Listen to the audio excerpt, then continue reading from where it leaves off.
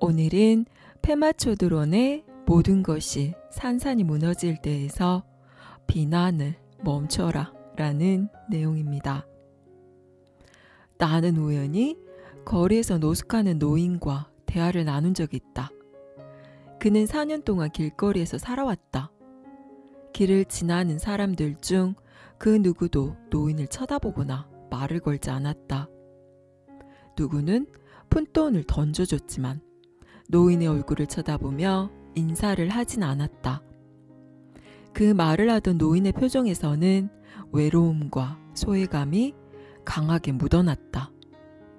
타인에게는 자신이 전혀 존재하지 않는다고 느꼈던 것이다. 그날 노인은 내게 한 가지 사실을 일깨웠다. 바로 두려움이나 분노에 짓눌려 물러나지 않고 상대 곁에 머무는 것이야말로 자비행의 본질이라는 깨달음이었다. 자비로워지라는 가르침은 정말 까다로운 주문이다. 중병에 걸린 환자, 학대당한 여성이나 아동, 혹은 버려진 동물을 도운 경험이 있다면 알 것이다. 도움을 받는 상대가 나조차 해결 못한 내 문제를 건드린다는 사실 말이다. 그저 남을 도우려고 했을 뿐인데 얼마 지나지 않아 상대는 다짜고짜 문을 열고 들어와 내가 가진 버튼을 죄다 눌러댄다. 당연히 상대가 싫어지고 무섭게 다가온다. 더 이상 그 사람을 제대로 다룰 수 없다는 기분이 들기도 한다. 우리가 진지하게 남을 도울 때 이는 피하기 힘든 진실이다. 도움을 주는 과정에서 해결하지 못한 내 문제들이 수면 위로 떠오르는 것이다. 나 자신을 똑바로 대면해야 하는 순간이 반드시 다가오기 마련이다. 버나드 글래스맨 선사는 미국 뉴욕주 용코스시에서 집 없는 이들을 위한 사업을 진행한다. 그는 내게 자신이 이런 일을 하는 진짜 이유는 남을 돕기 위해서가 아니라고 말했다. 그 말을 듣는 순간 나는 뭔가 정수리를 내려치는 것 같은 충격을 받았다. 그는 과거 자신이 거부했던 사회적인 영역 안으로 들어감으로써 지난날 새겨졌던 상처를 치료할 수 있어 그 일을 한다고 말했다. 독실한 수행자라면 의례 그런 생각을 한다. 하지만 직접 실천하기란 어려운 법이다. 자비를 실천하기가 까다로운 이유는 외부에 있는 존재를 거부하는 일이 내 안에 있는 스스로를 거부하는 일이기 때문이다. 마찬가지로 내면에서 스스로를 거부했기 때문에 우리는 외부적인 경험이나 존재를 있는 그대로 받아들이지 못하고 거부하게 된다. 이처럼 안과 밖은 하나다. 세상은 그렇게 맞물려 돌아간다. 자신에게 자비심을 갖지 못하는 사람이 타인에게 자비심을 가지기 힘들다. 그것은 위선이요 가식에 지나지 않는다. 결코 오래 갈 수 없다. 마찬가지로 남을 싫어하고 타인에게 적대적인 사람이 제 자신만은 사랑하며 자비를 베풀기도 어렵다. 내게 먼저 자비를 베풀어야 남에게도 베풀 수 있다. 따라서 자신의 모든 영역, 즉 원치 않는 부분과 꼴도 보기 싫은 결점까지 너그럽게 받아들여라. 이것이 자비의 처음과 끝이다. 자비는 자기개발 프로젝트도 우리가 구현해야 할 거창한 이상도 아니다. 그저 살아가는 방식이다. 불교의 여러 갈래 중에는 대승불교가 있다. 대승이란 큰 바퀴라는 뜻이며 주요 가르침으로 공과 자비 그리고 우주 만물에 불성이 있음을 제시한다. 대승불교의 법어 중에는 이런 말이 나온다. 모든 것이 내 탓이다. 이 법어가 궁극적으로 말하고자 하는 가르침은 다음과 같다. 우리가 고통스러운 까닭은 꼭 붙들고 집착하기 때문이다. 이 법원은 사람들이 흔히 오해하는 것처럼 모든 것이 내 탓이니 나에게 매를 들라는 말이 아니다. 순교자처럼 고통의 십자가를 감내하라는 말도 아니다. 우리가 고통스러운 까닭은 자기만의 방식에만 집착하기 때문이다. 만약 거기서 벗어나 원치 않는 상황에 처했다면 남 탓만 늘어놓는다. 우리는 습관적으로 남 탓이라는 장벽을 세워서 타인과의 진정한 대화를 차단한다. 한술 더 떠 누구는 옳고 누구는 그르다는 자신의 생각까지 덧붙여 그 장벽을 강화한다. 이런 종류의 장벽은 가장 가까운 가족뿐 아니라 직접 관련이 없는 유명인사나 정치가들을 향하기도 한다. 우리는 어디서나 자기 마음에 거슬리는 부분을 찾아내고 그것을 가지고 남 탓을 하며 벽을 세운다. 사실 비난하기는 미움을 달래는데 매우 효과적이다.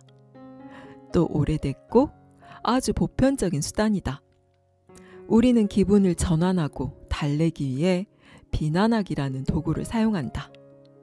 우리 내면에 존재하는 그 부드럽고 열려있는 예민한 부분을 보호하는 수단으로도 이용한다. 고통을 내 것으로 받아들이는 대신 발 디딜 안전한 땅을 찾아 발버둥 치는 셈이다. 모든 것이 내 탓이라는 법언은 매우 흥미로운 가르침이다. 이를 잘 이해하고 따르면 만사를 내 멋대로 하려는 뿌리 깊은 습관을 바꿀 수 있다.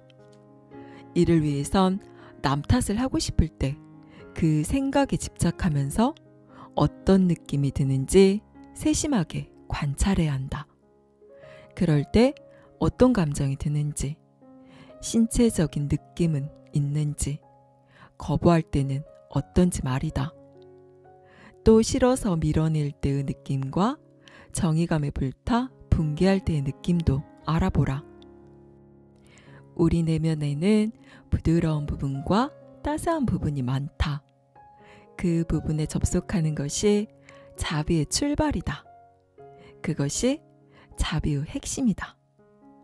비난하기를 멈출 때 내면에 열린 공간이 생기며 거기서 자신의 부드럽고 따스한 측면이 발견된다. 이는 비난하면서 만들어진 보호용 비늘 밑에 거대한 상처 속으로 깊숙이 손을 뻗는 일이다. 자비나공은 모든 경험을 열린 마음으로 받아들이는 내면의 힘을 기르지 않는 한 공연불에 불과하다. 예컨대 우리가 분노를 느낄 때 보이는 반응은 대개 둘 중 하나다. 먼저 남 탓을 한다. 모든 책임을 다른 사람에게 떠넘긴다. 모든 게 내가 아닌 남 탓일 뿐이다. 다른 하나는 스스로 비난하기다. 죄의식에 휩싸여 나를 향해 분노와 원망을 터뜨린다. 이 두 가지는 무자비하고 폭력적이란 점에서 별반 차이가 없다. 비난은 우리 자신을 강화하는 수단이다.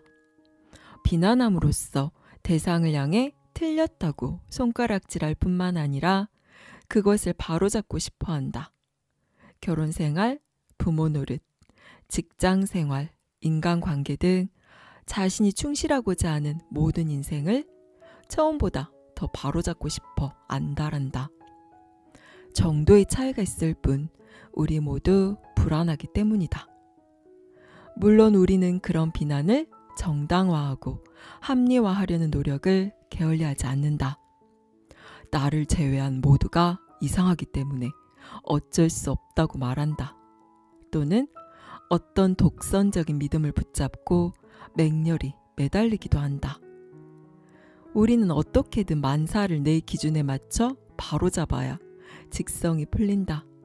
그렇지 않으면 그것을 눈 밖으로 내동댕이 치고 비난을 퍼붓는다. 스스로 낼 대안이라고는 그것뿐이라고 생각하기 때문이다. 모든 게 옳거나 그르다. 다른 대안은 없다. 모든 일은 나로부터 시작된다. 인생을 살면서 우리는 한순간도 빼놓지 않고 스스로를 옳거나 혹은 그르게 만든다. 우리는 자신이 늘 옳다고 생각한다. 그래야 기분이 좋다. 자기가 잘못됐다고 하면 기분이 나쁘다. 이처럼 우리는 편협하다. 진정으로 자비심을 가지려면 먼저 자신의 모든 면에 대해 더 너그러워져야 한다. 내가 옳다고 느낄 때 스스로를 관찰해보라. 그때는 기분이 좋다. 자기가 얼마나 옳은지 스스로 곱씹어가며 확인한다. 자기가 옳았음을 다른 사람에게 재차 확인하기도 한다. 하지만 누군가 내 생각에 동의하지 않으면 금세 화가 치밀어 오르며 몸이 긴장돼 굳어진다. 분노나 공격이 시작되는 바로 그 순간을 잘 살피면 모든 불화가 어떤 상태에서 시작된다는 것을 안다. 우리가 엄청난 사건이라고 생각하는 전쟁이나 인종 분쟁도 마찬가지다. 내가 옳은 것은 무척 당연하며 또 반드시 옳아야 한다. 반대로 누군가 내 의견에 동의하지 않으면 금세 평정을 잃고 혼자만의 정의감에 불타 분노한다. 우리는 자신이 옳거나 그르다고 느낄 때 그 사실에 쉽게 집착한다.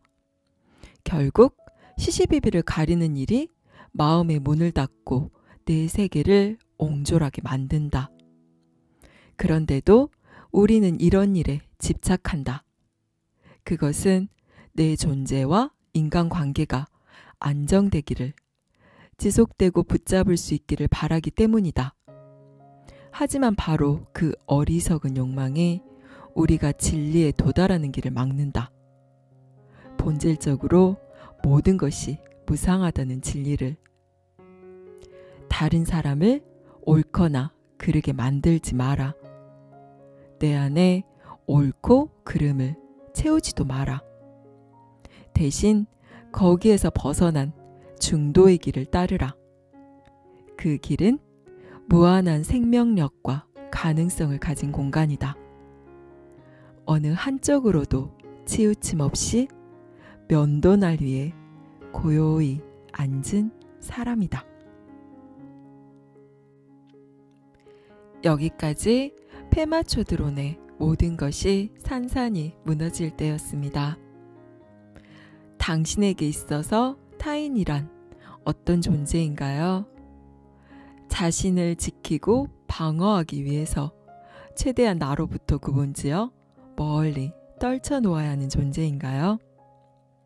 아니면 자식을 바라보는 엄마의 마음으로 판단하거나 분별하지 않고 있는 그대로를 바라보고 받아들일 수 있는 그런 존재인가요? 물론 그야 사람에 따라 다 다르지요 라고 당신은 말을 하겠지만 실제로 타인을 거부하지 않고 기꺼이 나의 영역으로 들어오기를 허락하고 마음을 내어준다는 것은 나와 나 아닌 것들로 구분하기를 좋아하는 에고에게는 엄청나게 어려운 일입니다. 우리가 타인에게 베푸는 선행이나 자비조차 엄밀히 그 안을 살펴보면 나와 타인을 둘로 나누어 놓고 좀 더 형편이 좋은 내가 형편이 좋지 못한 불쌍한 너에게 도움을 준다는 에고의 우월성을 강화시키는 일인 경우가 많습니다. 진정한 자비란 내가 나를 돕는 것입니다. 내 밖에 타인처럼 보이는 모든 이들이 곧 나임을 깨닫고 그들을 통해서 나 자신을 보듬고 끌어안는 것입니다. 타인은 타인일 뿐이지 그게 어떻게 나일 수가 있냐고 반박하는 것은 에고의 차원에서 바라보는 편협한 시선으로 세상을 인식하기 때문입니다. 물리적인 몸의 피부를 경계로 그 안에 있는 것은 나이고 그 바깥에 있는 것은 내가 아니라는 에고 세뇌에 익숙해져 버린 우리는 본능적으로 나라는 경계선을 긋고 나와 나 아닌 것들로 나누어 그 경계를 지키고 방어하기에 온 힘을 씁니다. 그래서 조금이라도 타인으로부터 자신이 공격받는다는 느낌이 들 때마다 장벽을 두껍게 치고 타인을 비난하고 탓하며 그를 나쁜 사람으로 만들어버립니다. 하지만 그렇게 부정하고 거부한 타인의 그 모습이 자신이 인정하고 끌어안지 못한 자신의 모습임을 우리는 알아야 합니다. 그와 나는 다르다고. 그는 틀렸지만 나는 옳다고. 그는 나쁘고 나는 정의롭다고 외치고 싶겠지만 이 또한 모든 것을 이것과 저것으로 나누고 나는 옳고 정의롭다고 주장하는 에고의 착각입니다. 에고가 애써 만들어 온 나라는 자아를 지키기 위해서는 나는 항상 옳아야 하며 나 아닌 모든 것은 나의 적이 되어야 하기 때문입니다. 당신 삶에 등장하는 모든 타인은 당신입니다. 별로 동의하고 싶진 않겠지만 당신이 그 타인을 인식했다는 사실은 그에게서 자신의 모습을 인식했다는 뜻입니다. 당신 안에 있지 않은 것은 당신은 결코 볼 수도 느낄 수도 없으며 당신의 모든 경험이 당신 안에서 이루어지기 때문입니다. 당신 삶에 등장하는 모든 이들을 판단하거나 분별하지 않고 있는 그대로 바라보고 받아들이세요. 그들의 흠집을 찾아내 꼬집고 싶고 비난하고 싶어하는 자신의 마음을 고요히 들여다보고 내가 내 안에 어떤 부분을 부정하고 외면하고 있는지 알아차려 보세요. 진정한 자비는 타인을 통해 나 자신과 화해하는 것입니다. 감사합니다. 사랑합니다.